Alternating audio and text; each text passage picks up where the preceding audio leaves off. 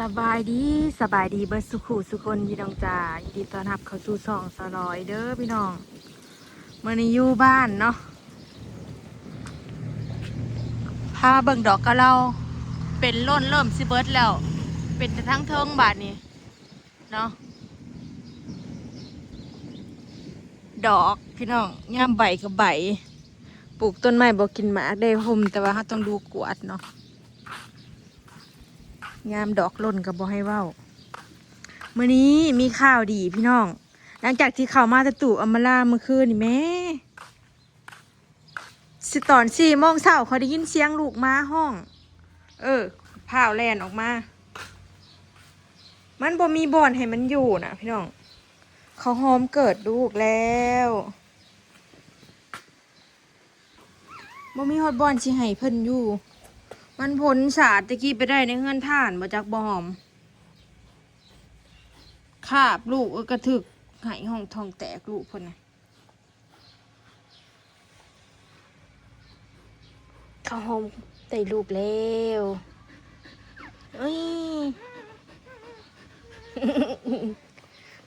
ชะลอยได้น้องอีกแล้วพี่น้องเอ้ยเลี้ยงหลานแล้วได้4 โตรอบเลยนะได้ตัวแม่3ตัวเทิก1มาเบิ่งสีของลูกเขาหอม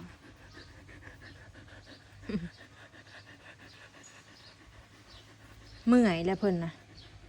คือจักใจตอนใด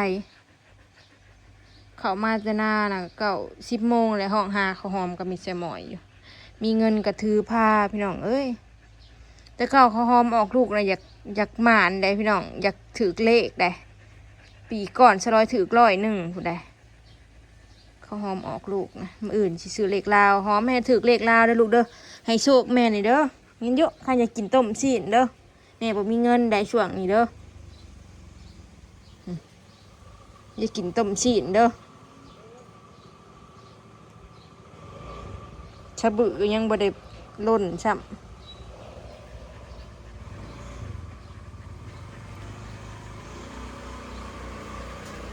ได้บ่หลายโตเพราะห้ามบ่ได้ค่อยบำรุงแล้วก็นางโตบ่อ้วนชุดก้อนได้โตอ้วนพี่น้องเนาะบ่มีให้บอนอยู่จักสิให้อยู่ใส่ดีแต่มื้อนี้มันลมเนาะเดี๋ยวมันอยู่ในข้างเฮือนเนี่ยพูบมันอยู่เดี๋ยวสิไปหาแก๊สใหญ่ๆมาให้อยู่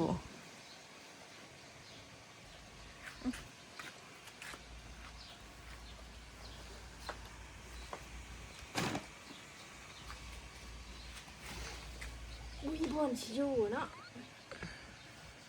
ได้4 โตได้หน่อยตัวนี้เนาะยังทำบ่ได้บำรุงเนาะเกลือกับบ่มีเนาะกินเกลือยังก็เกลือแพงเยอะ กระสำนี้ได้ออกมาออกมาที่ตัวใหญ่ใช่ไหม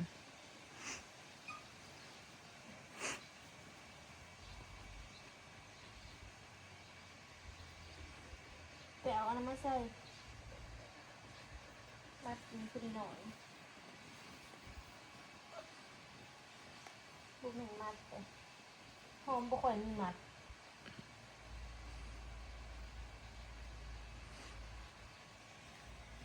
ตักนิ่งยังโตนี่ เม่น เม่นบ่บ่มีมัดแต่มีเม่นว่ะ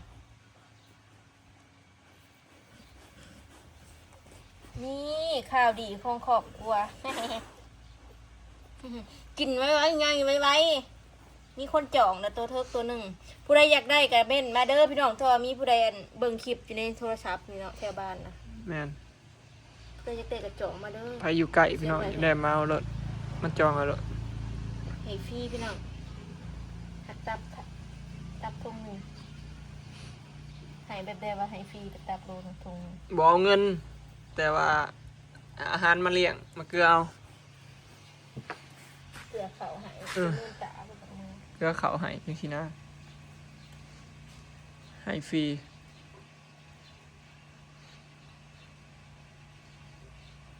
จะลูกนะมีเงินอีกเด้อ ไปพุทธนากออกมาบ่ได้นางก็มีเงินกอกลูกใครอยู่ได้ก่อนดำน้ำมันยากดำน้ำนะ ตัวแดงนี่งามจะสั่งได้มาหน่อยพันเขียว ตัวนี้ตัวเธอโอ้พ่อแม่น บางแน่มันดูดนมนะ อุ้ยตัวนี้ตัวเธอมาเบิ่งเพิ่นกินนมเฮ้ย นี่มันกินนม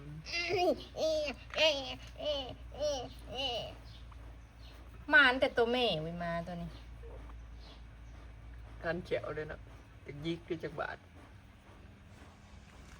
ให้มันมืนตาคือก่อนจะสิโพดลงเพจคือสิบ่อึดคนเอาดอกเพื่อนใดมาซองแม่มีเงินจะเสียยามแบบนาเขาเบิ่ง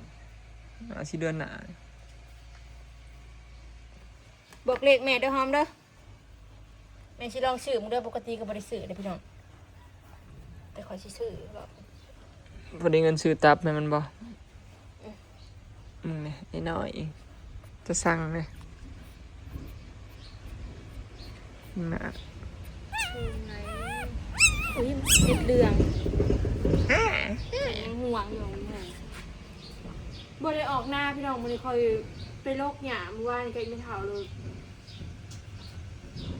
ลูกเข้ามันแบบมันบ่อันนั้นเนาะท้องน้อยไข้แล้วเจ็บไปบ่ได้คันออกคันโอ๊ตเฮ็ดเวียกบ่ได้เลยพวกแล้วบ่ได้ออกแต่ก็สิเป็นคนส่วนนี่บ่ค่อยออกหน้าเนาะออกคันโอ๊ตเฮ็ดเวียกบ่ได้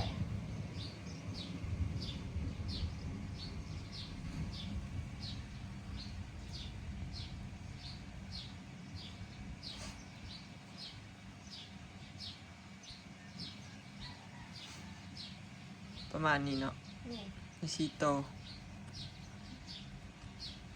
กูจะสร้างขอเป็นคนชิ้นใหม่เอาหนักมาไปโบมักมันจะกูแบบนั่นกูจะขับไปนอนอยู่หันทาน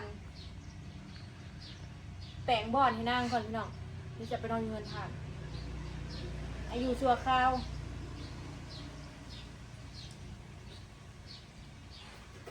อยู่ชั่วคราวเพราะไม่มีที่อยู่ บนอยู่มีแต่บอดบนสารจะมีเขาบอกมีขอกบอกดีมีเงื่อนให้มึงบอกมีเงื่อนหายยู่ของมึงอันนี้ลูกนั่นได้3 เทื่อนี่บอกอย มันได้3 เทื่อนี่แหละพี่น้องแล้วก็ได้5 โต 6 โตก็ได้เนาะ ใน แต่ ซ้ำ ว่า เถื่อ สีหนักมันมีโตนึงรอบก่อนกับมีโตนึงสีหนักแบบนี้ดีรุ่นเราเอารอบมีติดตัวแม่เนาะ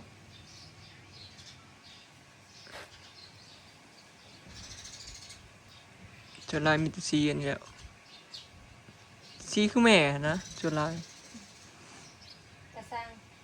เราสิพากันไปปักซ่องพี่น้องไปซื้อของใส่แหลิตกระเบิดแล้วเบิดกระเบิดของกันเลยมันยังวันที่20 เจ้าเอ็ดมัน เอ็ดบอก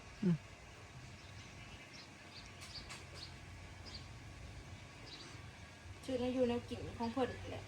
เครื่องเสร็จของซอยนางเบิดเลยพี่น้องเราสิซื้อป่าซื้อมาเลยก็แบบกลัวไว้แล้วเขาแค่ไปทงเขาตู้แช่ไว้นะพี่น้องเวลาจะกินก็เอามีดให้เพิ่นกินก่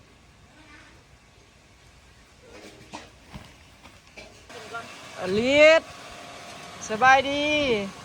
ผู้ชมให้นางก็เด้อ สบายดีแล้ว เอามันเด้อจิงต้ม สบายดีแล้วทุจ้าอันทุจ้าลูกอันทุจ้าก่อน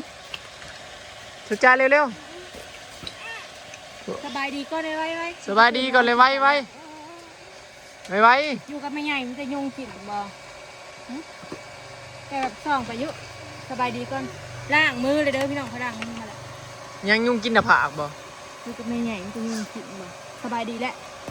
สบายดีหนบงามๆหนึ่งตีนานเอาเพ่งแม่มาถ่ายคลิปกับอลิสแจ็คมือเลย ยุงกินขมาบยุงลายหลายใหญ่งามนี่นะงามเฮาต้นไม้ลายเอาลูกโอ้ยอย่าเฮ็ดพ่อลูกแม่ตียุงแล้วนั่งนี่นะ ตียุ่ง แม่ตบยุงกิน โอ้ ข ย มาบพ่อลูกมันไปตีที่ไหนขอโทษไว้ ขอโทษอะไร ตาไว้ ขอโทษอะไร ลูกอยากออกหน้าอยู่ เดี๋ยวสิหายเพิ่นขอโทษอะไรตีหมูอ่ะขอโทษอะไรขอโทษเถิดไว้ บริพาออกหน้าลายมืออะไรพี่น้อง เพราะว่าตั้งแต่3 มื้อ4 มื้อเลยนั่งท้องยืดเนาะแบบเวลาไปลิ้นก็นั่นไปนี่แต่เขาเอานมแบบว่าเป็นนมงัวนะหรือว่าขนมปังเลยกินแล้วนั่งบดถ่ายพี่น้องท้องที่ยืดตลอดเลยนั่งกินแล้วนะบ่ได้น้ำใสบ่ดีเดี๋ยวจะนมทรง FC มาคิดฮอดอลิสถ่ายอลิสเป็นเบิ่งแน่นี่เบิ่ง รีบมาแล้ว ทรงเหียน น้องเย็นเยอะน้องเอ็นเย็นขนาด ดื้อ ส่งผมเลยบินไปดูผู้ดังเนี่ยจะไปใส่เยอะพี่น้อง ผู้ดังคือแบบนาฬิกาดอกชนะ เย็น อัดไว้ลูกมึงขาเพิ่นนะขาน้อยนี่ขาน้อยก็มีแต่เปิดล่มมีแต่แลน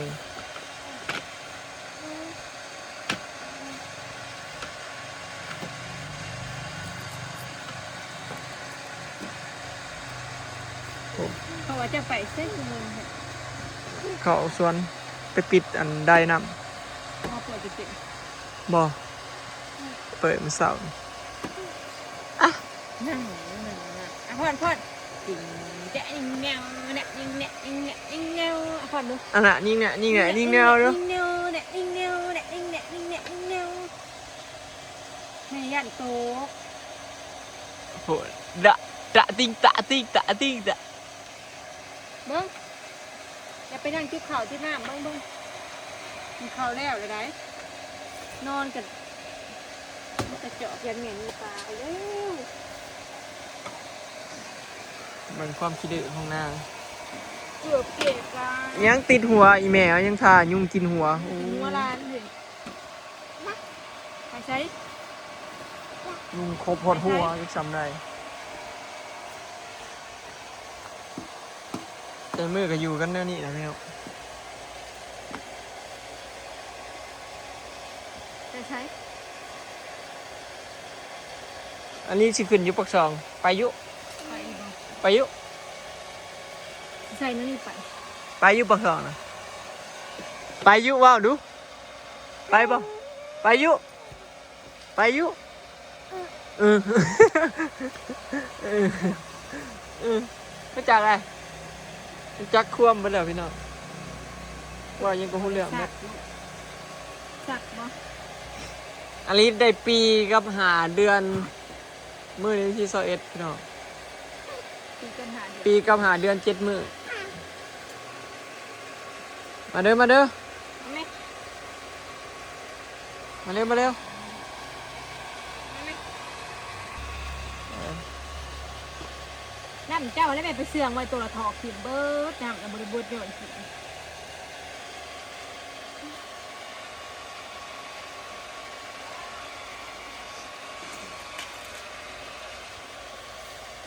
โอ้ยเดี๋ยวโยนมาได้ ตกได้ มา ไปเด้อปะได้สิไปปักช่องแล้วปะได้สิข้าม ขุดทาลง เอาแม่อุ้มมะอย่าอมบ่มีหมู่บาดนี่ไอ้ทำกับบริเขามาหลิงไอ้ทำกับบริมาแหวกกินข้าวเที่ยงน้ำเขาบ่มาแล้วเขาไปข้าวตอนแรงไอ้ฟ้าน้องฟ้านะก็ลงกรุงเทพไปอยู่กับแม่แล้วมีหมู่เพื่อนบ้าน เออ ตะกี้เขามาเจาะปิดน้ำแน่ ลุงเทียบป่าแล้ว บ่มีออกหน้าบ่ ออกหน้าบ่มึงว่านี่ก็ออกเลย บ่ เด้ กินบ่นอนเมื่อวานบ่ได้ออก ยังติดป่า มีแต่อยากกินออกไปเลย ช่วงเหียน ชงพรมแมงกะสาชงเอาแพงไหมก่อนแพงใช้ตาลิดเด้ เนี่ย ดังเด้ปาก เออน่ะหูเด้เออมาจักอะเก่งอีปี ใช้ขี่เม้นเด้จ้ะ ขี่เม้นอยู่ใช่ขี่ใช่ หันอีก ขี่อยู่ใช่ ลูกเด้ตีนเด้ ขี่เด้ ตีนใช้แขวเด้ เนี่ยโอ้ ใช้ลีนเด้ เนี่ย ใช้ผมลูกเด้ผมเด้ เออเก่งอ่ะ เก่งเด้อ ตบมือคือเก่งแท้วะโอ้ ใช้มือหน่อยเด้มือหน่อย ใช้มือดิ มือหน่อยนางโอ้ ใช้แม่ร้อยได้สิดู ไม่ร้อยได้ซะ แม่ร้อยได้ซะสิดูใช้แม่นะสิแม่ร้อยดู ใช้ไม่ร้อย นี่ใช้ไม่ใหญ่ได้สิดูไม่ใหญ่ใช้สิ โอ้ออยเด้ซะออยเด้ เนี่ย สี่นะพี่ มักสี่บ่เป็น เอามือนะไปนั่นนี่สี่อ้อยสี่ มันน่ะ ถ้าเท่ามีเด้เท่ามีเด้เฮ้ยไม่ใช่ไม่ใช่ รู้จักเบิดพี่น้องรู้จักเบิดเลยป่าไปใช้แต่สิพากันขึ้นในเมืองเนาะพี่น้องเนาะเดี๋ยวจะไปซื้อของให้อลิสเนาะคลิปนี้ก็สิจะขอเก็บภาพบรรยากาศให้ซ้ำนี้เด้อเนาะพี่น้องพอกันคลิปหน้าไปแล้ว สบายดี สบายดี สบายดีทุกจ้า สบายดี